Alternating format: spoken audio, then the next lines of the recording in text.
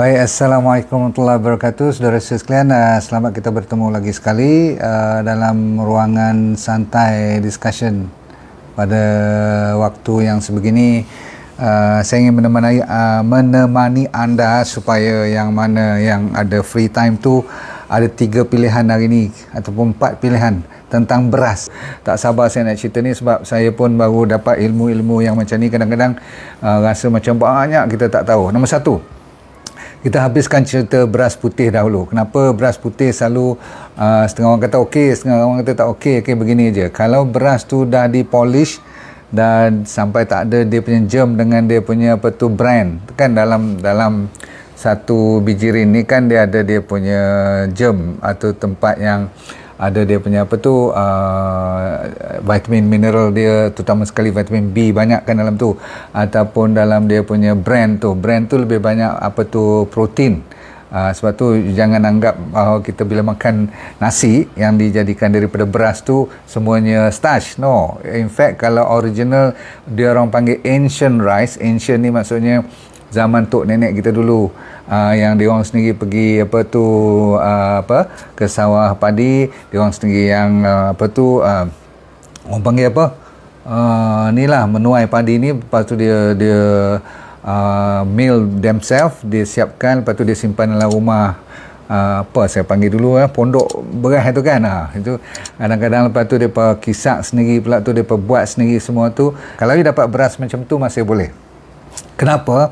Sebab kalau bubuk ataupun yang kata kutu beras tu boleh merapatkan dirinya kepada beras, berarti beras tu tak banyak poison.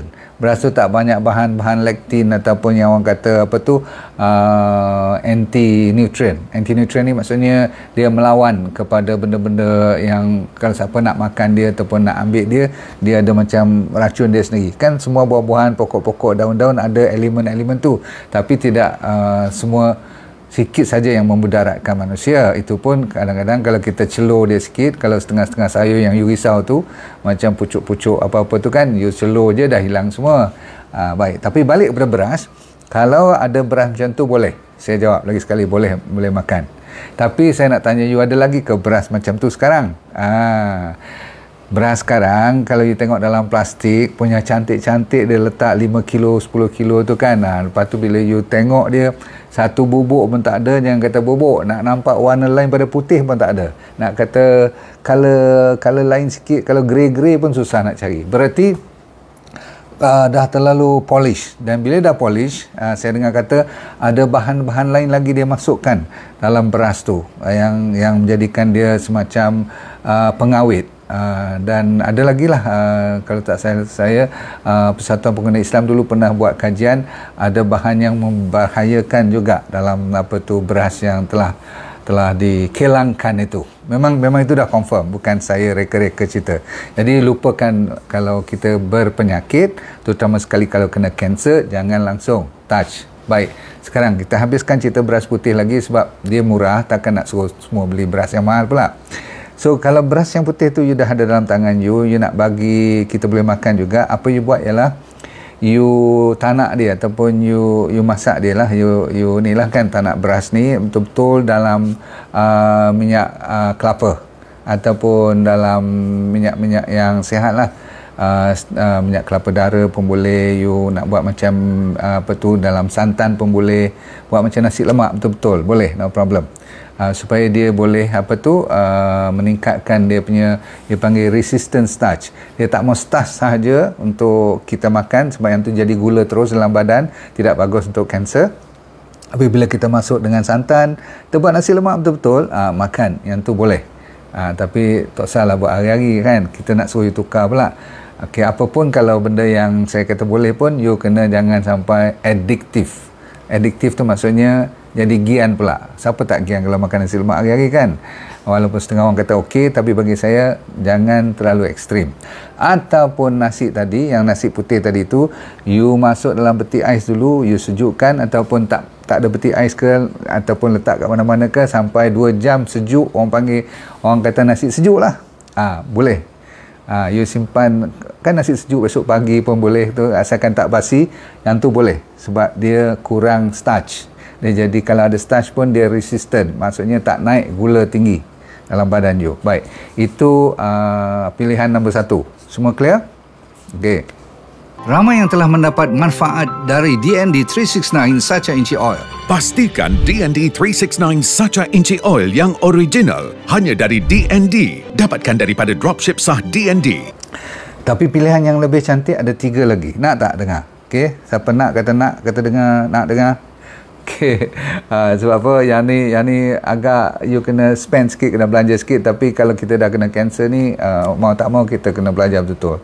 You ada diabetes ke, high blood pressure ke, obesity pun bagus. Jawapannya ada 3. Nombor 1 ialah beras perang. Nombor 2 ialah beras wild rice. Apa tu, beras, nak kata beras liar tak boleh, maksudnya daripada jungle lah ni.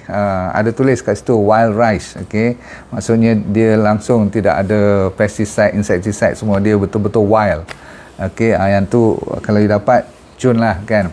Saya nak pergi cari ni wild rice ni. Satu lagi dia panggil black rice. Sebenarnya ada lagi 2-3 warna.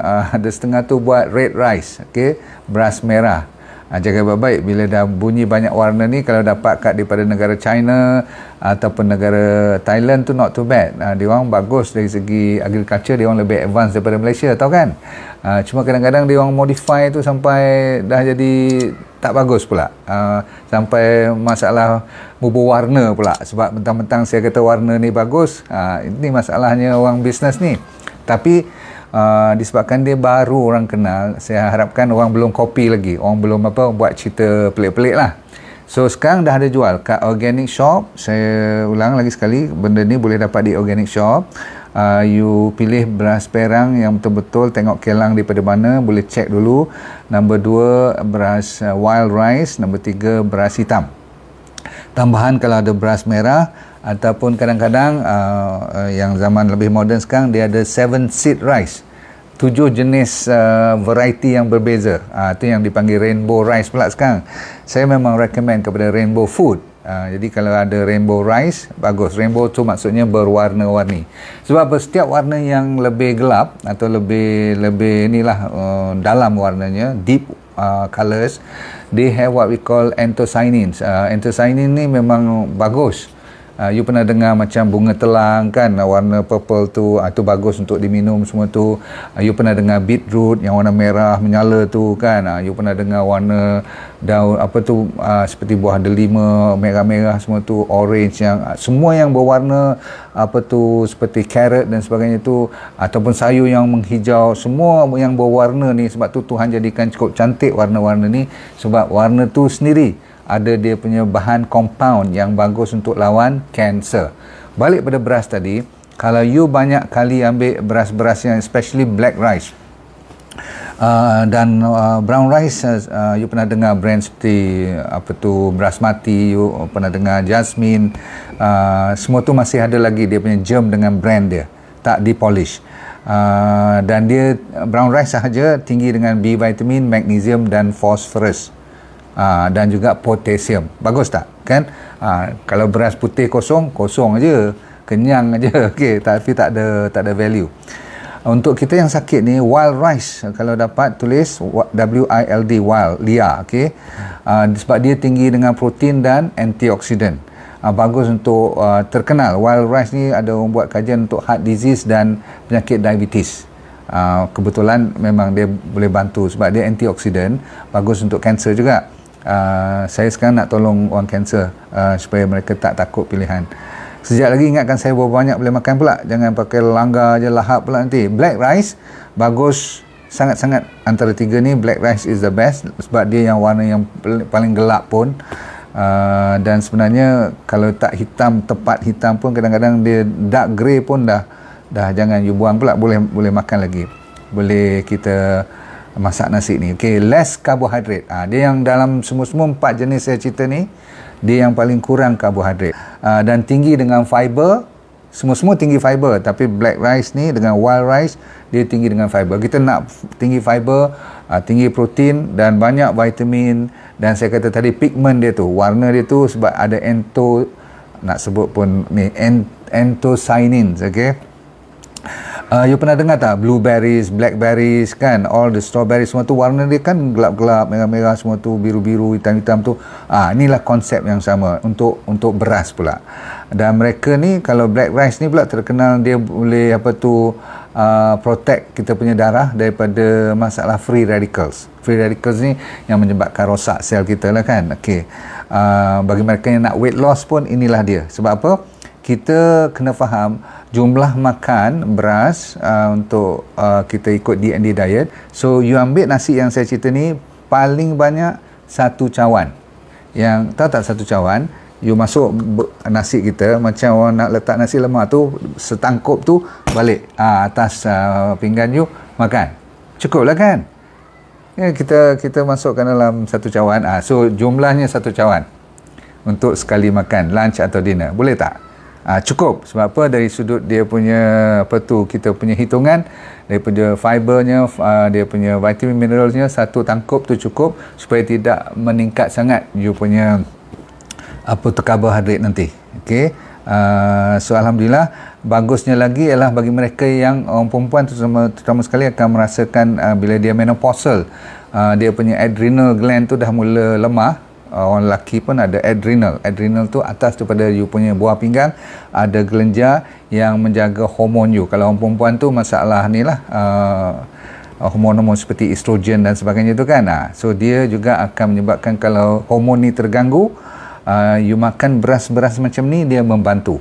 Saya ulang, you makan beras-beras yang perang, yang liar, yang merah ataupun yang hitam, bagus. Okey.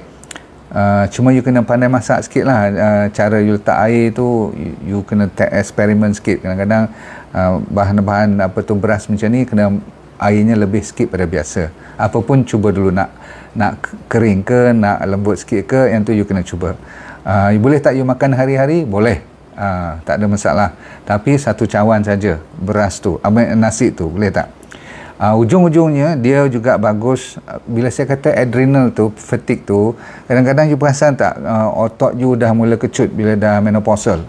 Yang penting dalam wild dengan black rice, dengan red rice ni, especially black rice, ada banyak magnesium. Dan magnesium ni you tahu sangat-sangat diperlukan untuk jaga otot, dan supaya tak letih, tak lesu, dan jaga otot, bukan otot muscle kita saja, tapi otot jantung. Jantung kan terdiri daripada muscle. So dia juga ada zinc untuk kuatkan imun. Sebab tu kalau you dengar herbal gel, dia mesti ada zinc dalam dia. Lepas tu dia ada B vitamin untuk bagi you happy sikit. Bagus kan beras-beras ni.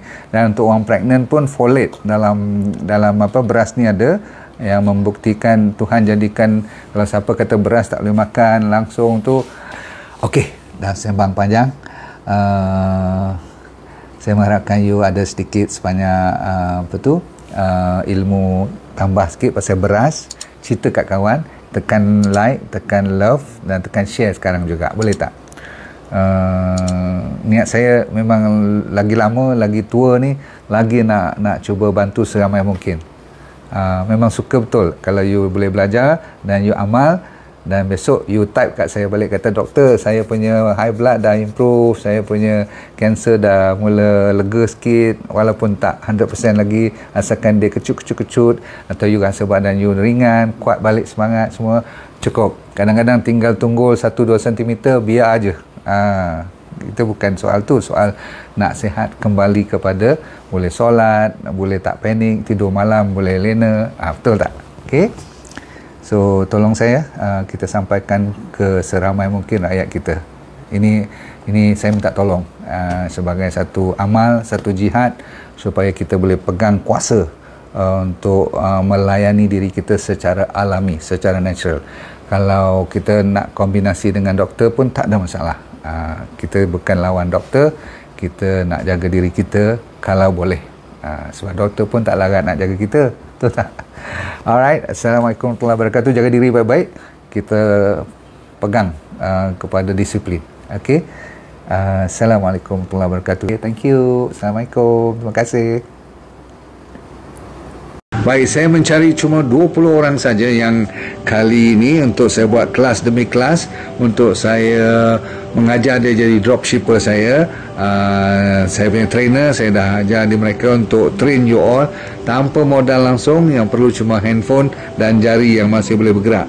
Kalau itu ada, you dah boleh berniaga tanpa modal, tanpa risiko apa-apa, sama ada you bekerja boleh buat part time ataupun full time suri rumah tangga, no problem.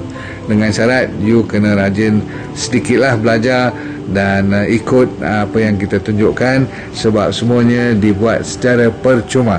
So kalau nak di antara 5 hingga 10 ribu tu, orang kata apa, senang-senang aja kalau you buat betul-betul. Okey, nak lebih pun boleh, tak ada masalah. Nanti kita pelan-pelan akan ajar you, dan yang penting you sign up dulu secepat mungkin. Cuma 20 yang pertama saja, okey?